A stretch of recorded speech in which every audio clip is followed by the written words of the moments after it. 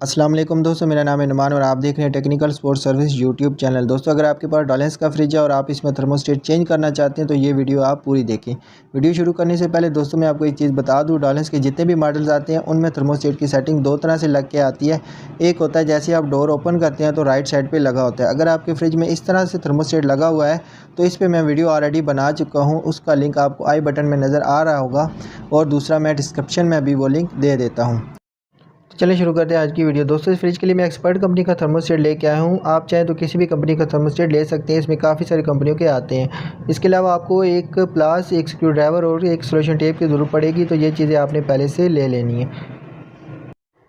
सबसे पहले दोस्तों आपने जो आपको लेफ़्ट साइड पे दो स्क्रू नज़र आएंगे, इनको आपने खोल लेना है।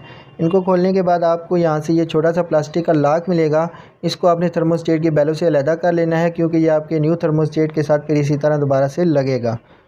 यहाँ पे दोस्तों आपने ये वाला स्क्रू खोलना है उसके बाद, और इस चीज़ का ख्याल रखना कि आपका जो स्क्रू ड्राइवर है वो अच्छे वाला होना चाहिए, क्योंकि ये जो पेच हैं ये पानी वाले माहौल में रहने की वजह से इनमें थोड़ा बहुत रस्ट आ जाता है, और अगर ये स्लिप हो गए एक दफ़ा तो फिर जो है यहाँ से खोलना बहुत ही मुश्किल हो जाएगा। इसके पीछे वाले दोनों जो है ये मेन कवर का जो बैक साइड पे पेच है ये हिडन होगा, इसको आपने देख लेना है और ये खोल के आपने इस तरह से इसको निकाल लेना है। इसके बाद दोस्तों आपने इसकी जो नाब है वो निकाल लेनी है। इसको आप ज़ोर से खींचेंगे तो ये निकल जाएगी। इसमें थोड़ा बहुत रस्ट आया होता है तो कई दफ़ा ये थोड़ा मुश्किल से निकलती है, पर इसके निकालने का तरीका यही है। इसके बाद दोस्तों आपको यहाँ पे ये थर्मोस्टेट का नेट नज़र आ रहा होगा, ये भी आपने खोल लेना है। जैसे ही मैं आपको बता रहा हूँ ऐसे ही आप स्टेप बाय स्टेप काम करेंगे तो तभी आपका काम अच्छे से होगा। इसको खोलने के बाद दोस्तों आपने यहाँ पे ये जो आपको दो होल नज़र आ रहे हैं, इसके अंदर भी स्क्रू लगे होते हैं, इन दोनों को आपने एहतियात से खोल लेना है। ये खोलने के बाद दोस्तों आपका जो पैनल है ये थर्मोस्टेट का कवर ये इससे अलहदा हो जाएगा। तो अब आप यहाँ पे इसके कनेक्शन देखेंगे। यहाँ पे दोस्तों इसके कनेक्शन में आपको एक दफ़ा यहाँ पे लगे लगाए भी समझा देता हूँ। उसके बाद जब ये थर्मोस्टेट मैं निकालूंगा तो फिर भी मैं आपको इसके कनेक्शन जो है वायरिंग वो समझा दूँगा। दोस्तों, अगर आप चाहें तो इसकी वायरिंग को खोलने से पहले इसकी एक तस्वीर बना लें ताकि आपको इसके कनेक्शन भूलें ना। बाकी मैं आपको इस तरह के इसके कनेक्शन सारे बता भी देता हूं। इसके 4 पॉइंट पे आप इसके कनेक्शन करेंगे। दोस्तों, इसका जो 3 नंबर का पॉइंट होता है वहाँ पे इसकी हमेशा वाइट कलर की तार लगती है जो कि हीटर की होती है। उसके बाद 6 नंबर का पॉइंट आता है, वहाँ पर हमारी मेन जो वायर आ रही होती है पावर की, ब्लैक कलर की होगी, वो लगेगी। और इसके साथ जो ब्लू तार लगी हुई है ये हमारी लाइट का कनेक्शन जा रहा होता है यहाँ से। उसके बाद 4 नंबर का पॉइंट आता है। दोस्तों 4 नंबर पे हमारे कंप्रेसर की तार लगी होती है और वाइट कलर की जो है हीटर की इसके साथ जोड़ के लगी होती है। तो इसमें एक और चीज़ है कि जो हमारे नए मॉडल्स आ रहे हैं उनमें हीटर के कनेक्शन नहीं होते, हीटर लग के ही नहीं आते। तो उस सूरत में आप 3 नंबर का जो पॉइंट है उसको भी छोड़ देंगे और 4 नंबर के जो पॉइंट पे हीटर की लग रही है वाइट, इसमें भी नहीं लगेगी। फिर आपकी सिंपल जो ब्लैक आ रही है और ब्लू वो 6 नंबर पे लग जाएगी, और ब्राउन जो है वो आपकी जो है वो 4 नंबर पे कंप्रेसर की जो है वो लग जाएगी। इसके अलावा दोस्तों आपकी येलो और जो ग्रीन वायर है ये हमेशा अर्थ की वायर होती है। इसको आपने थर्मोस्टेट के जो 2 पॉइंट बने हैं उनमें से किसी एक के साथ भी इसको आप लगा सकते हैं। इसके बाद दोस्तों आपको यहाँ पे एक या दो जगह पे सोल्यूशन टेप लगी हुई नज़र आ जाएगी। इसको आपने खोल लेना है ताकि हमारा पुराना थर्मोस्टेट यहाँ से निकल सके।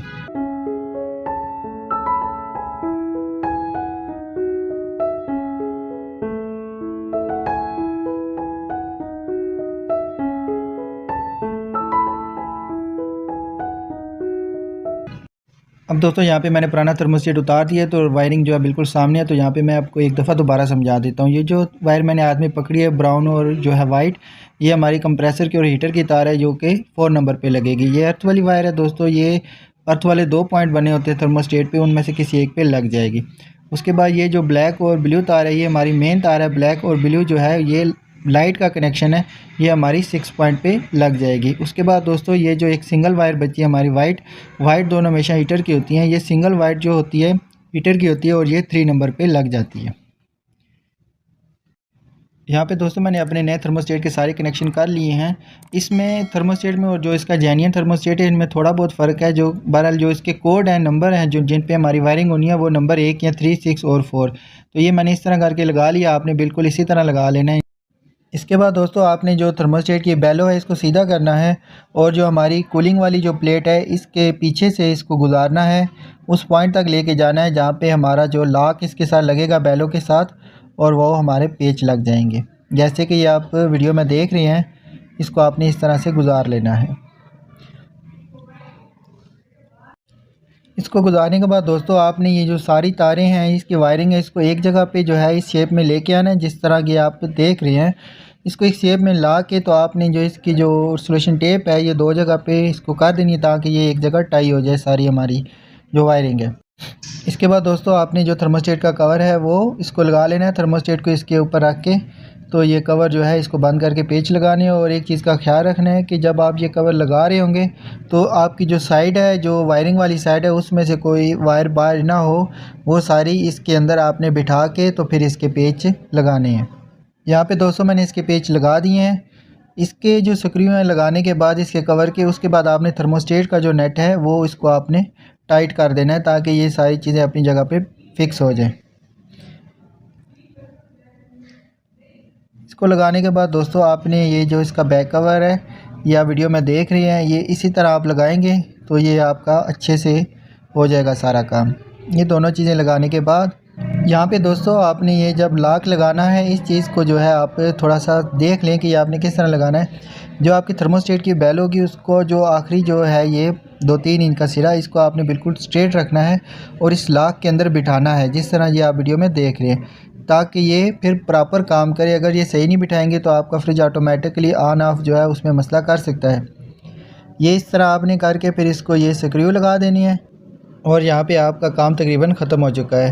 दोस्तों आपको समझाने के लिए मैंने कोशिश किया कि वीडियो को जितना हो सके आपको बेहतर तरीके से समझा दूँ। फिर भी अगर कोई आपका क्वेश्चन है तो आप मुझे कमेंट करें, मैं उस पर आपको रिप्लाई ज़रूर कर दूँगा।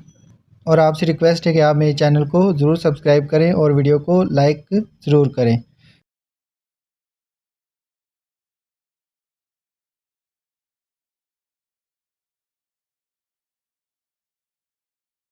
दोस्तों यहाँ पे सारा काम ख़त्म कर लेने के बाद लास्ट जो आपका काम है वो है इसकी नाब लगाना। ये भी आप इसको बिल्कुल इस तरह नहीं लगा सकते। इसमें आप अगर गौर से देखेंगे तो आपको यहाँ पे इसके अंदर एक कट नज़र आएगा। मैं वीडियो को जो है थोड़ा जूम करके भी आपको दिखा देता हूँ। ये कट जो आपको राइट साइड पे नज़र आ रहा है, इसको जो है भी आपको थर्मोस्टेट के साथ भी ये कट नज़र आएगा। तो आपने इन दोनों कट को मिला के इसके ऊपर लगाना है और इसको गलत डायरेक्शन में नहीं लगाना, क्योंकि इससे आपकी जो रीडिंग है वो गलत आएगी, नंबरिंग जो है वो इधर उधर हो जाएगी।